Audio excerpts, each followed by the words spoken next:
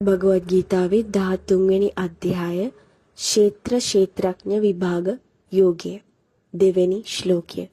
ක්ෂේත්‍රඥම් චාපි මාම් විද්දි සර්ව ක්ෂේත්‍රේෂු භාරත ක්ෂේත්‍ර ක්ෂේත්‍රඥයෝර් ඥානම් යත්ත ඥානම් මතම් මම. ශ්ලෝකයේ පරිවර්තනය.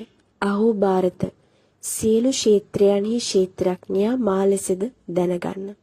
මාගේ මතය අනුව ක්ෂේත්‍රය සහ ක්ෂේත්‍රඥයා පිළිබඳව දැනුම සැබෑ දැනුම වේ. පැහැදිලි කිරීම.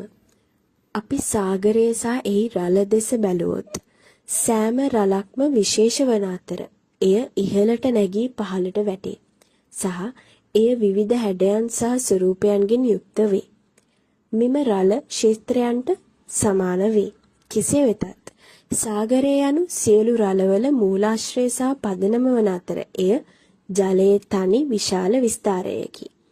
එය නිරන්තරව පවතින යථාර්ථය සහ සෑම රළක් තුලම පවතින ඥාතෘ වන අතර එය සියල්ල ඉක්මවා යයි. භගවාන් උත්තරීතර ඥාතෘ ලෙස සාගරය මෙන් සියලු පැවැත්මේ පදනම ලෙස පවතින උත්තරීතර යථාර්ථය වේ. අපගේ එදිනෙදා ජීවිතයේදී අප බොහෝ විට අපගේ ශරීරය, අපගේ රාජකාරිය, අපගේ හිමිකම, අපගේ සිතුවිලි සහ හැඟීම් ආදී විවිධ ආකාරයේ ක්ෂේත්‍රවල පැටලී අනන්‍යතාවය ගොඩනගා ගන්නේය. නිරන්තරයෙන් වෙනස් වන මෙම ක්ෂේත්‍රයන් අපයයි සිතමින් අපි ඒවාට බැඳී සිටින්නේය.